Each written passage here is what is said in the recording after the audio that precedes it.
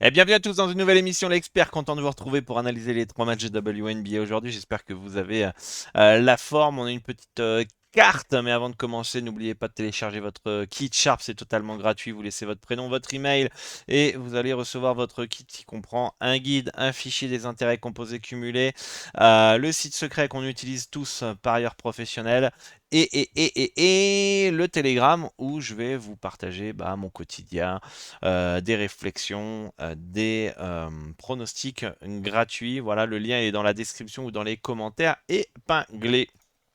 Voilà, trois matchs ce soir en WNBA. On va commencer avec la première rencontre, hein, Connecticut qui reçoit Golden State. Golden State qui part logiquement favori, hein, dans cette rencontre. On est en train de parler, même si en ce moment c'est un peu mieux quand même.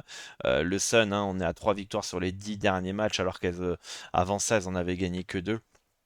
Ça va quand même un peu mieux en ayant gagné à Minnesota, en ayant résisté face à Minnesota. Après, il faut dire aussi que euh, le Lynx jouait sans ses deux meilleures joueuses, Olivia Miles et Collier. Donc forcément, ça aide un petit peu. On peut voir que Golden State est sur une énorme dynamique de 6 victoires d'affilée, 8 victoires lors des 10 derniers matchs. À l'extérieur, sont un peu plus en difficulté, 6 victoires, 4 défaites, mais c'est la meilleure défense de WNBA, alors que Connecticut est la pire avec Seattle attaque. Donc c'est là où ça va se jouer. Si le Valkyries arrive à imposer son tempo défensif et que derrière, offensivement, elles arrivent à dérouler, eh ben, elle devrait s'imposer. On a une information quand même à prendre en compte du côté de Golden State, c'est Gabby Williams, la française, qui est incertaine ce soir, qui évidemment fait partie des leaders, hein, de cette équipe du Valkyries. En face, on a Greener et Moreau qui sont pas là, qui sont aussi deux joueuses importantes. Moi, personnellement, je trouve quand même que le moins 6, moins 5,5 ici sur Edge de Mad Market, eh ben, est intéressant. On peut voir quand même un petit mouvement qui peut être intéressant, qui peut être lié à Gabby Williams si vous regardez bien. Là, on peut à mon avis voir ici la potentielle incertitude autour de la française, et ensuite une correction par la suite. Évidemment, si elle est bien là, je trouve que le moins 5,5, moins 6 peut être intéressant. La meilleure cote, elle se trouve. Alors, faut qu'on trouve un équilibre entre liquidité et cote. Bon, après, ça dépend de votre bankroll, mais on a du pinacle ici, 1,84. Euh, 1,84. Euh, et autrement, ceux qui veulent pas forcément prendre trop de risques et préfèrent aller chercher un sec, vous avez la cote à 1,42. 1,42, c'est la cote max. On l'a 1,40 sur Polymarket ici, comme vous pouvez le voir à l'écran, avec une liquidité qui est plutôt correcte. Voilà. Mais en tout cas pour moi, Golden State, logiquement favorite, devrait s'imposer face à Connecticut. Faudra voir la présence ou non de Gabby Williams, mais ça serait une lourde perte, mais même sans elle, elles sont capables de gagner à Connecticut pour ma part, parce que l'équipe, elle est beaucoup trop profonde. Tout le monde peut apporter, le danger peut venir de partout. Elle lâche rien, elle joue avec une belle énergie, donc logique qu'elle soit favorite. Toronto face à Dallas, c'est la deuxième rencontre. Les Wings sont logiquement favorites dans cette affiche, avec une bonne dynamique, hein, 3 victoires de suite, hein, pour le Wings. Une équipe du Wings qui pour moi manque de poids à l'intérieur. Heureusement que on a Shepard qui est présente. Potentiel offensif évidemment sur les postes extérieurs, qui est indéniable avec Bucker, Fudd, Ogunbowale. Euh, voilà, je pense que ces trois joueuses, difficile de faire mieux en WNBA sur ces trois postes, hein, mais à l'intérieur, c'est compliqué. Faut aussi dire aussi qu'en face, Toronto joue sans Rice, Sabali et surtout Sykes, qui est la meilleure scoreuse de l'équipe. Donc on a trois joueuses absences importantes du côté de Toronto. En temps normal, j'aurais tendance à dire que elle serait capable de rester dans l'handicap de plus 8. Notamment sans Sykes, parce que pendant longtemps, elle était pas, c'était la seule absente. Là, on a deux autres joueuses qui sont potentiellement pas là. On peut voir que le marché va contre Toronto ce soir. Moi, je trouve que c'est plutôt bien placé hein, dans ce match-là. Il y a pas grand-chose à faire. Je vais regarder un petit peu les over-under, ce que ça peut donner. Euh, Connecticut, c'est bien placé. Dallas Wings, j'ai oublié de le mettre. Non, c'est Toronto Tempo. Ah ben non, c'est vrai que j'ai un bug de stats avec Toronto, donc je l'ai pas. Je l'ai pas, on est à 178 et demi. On est à 89 points, 89, 89.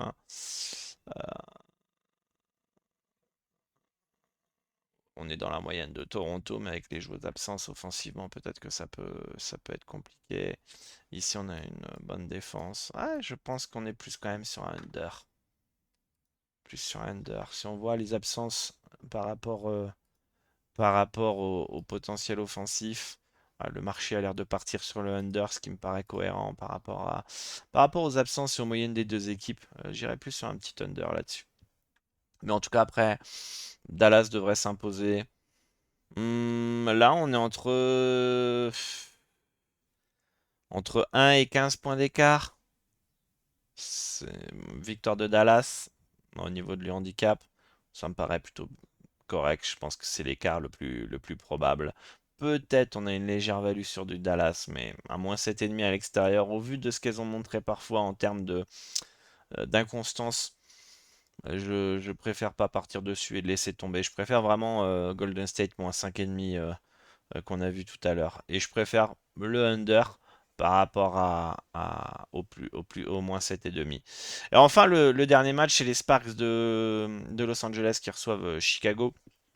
Deux équipes, je trouve, c'est mon humble avis, qui sont en dessous de... Alors, le Sparks, ils sont 9e. Ils sont pas loin de la 8e place pour se qualifier en playoff. Mais pendant longtemps, j'ai trouvé qu'elles étaient en dessous de leur réel niveau sur le papier.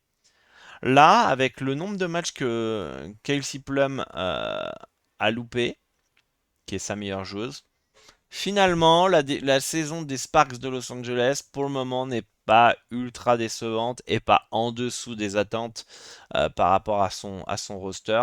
Je pense que si Plum avait joué toutes les rencontres, elles auraient pu être à cet endroit-là. Donc, je pense que les Sparks se sont bien rattrapés ces derniers temps. Chicago est clairement en dessous des attentes. Je trouve que sur le papier, ça peut faire beaucoup, beaucoup mieux. Beaucoup mieux. On a des joueuses qui ont quand même de l'expérience. Donc là, on a Diggins qui est pas là ce soir. C'est une joueuse qui est talentueuse et qui a de l'expérience. Natasha Cloud, elle en a. Cardoso et Stevens dans la raquette, c'est aussi très intéressant. Vandersloot, elle a de l'expérience. Elle va remplacer Diggins à la main. Même si elle peut plus trop apporter comme avant. Je pense que Chicago peut mieux faire. On a vu que l'absence de Diggins la dernière fois, elles ont fait quoi d'ailleurs? Je me souviens même plus. Je crois qu'elles ont gagné hein, malgré son absence. Mais c'était peut-être il y a deux matchs. Ouais, c'est ça, elles ont gagné à Phoenix malgré son absence.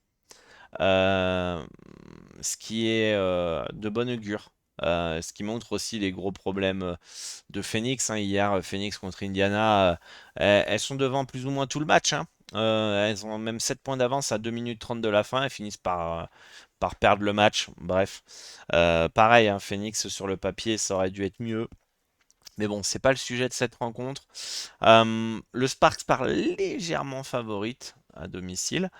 Je pense que Los Angeles a plus de vécu sans Plum que Chicago n'a de vécu sans Diggins. Ok. Le Sky enchaîne un troisième match à l'extérieur après avoir perdu à Las Vegas.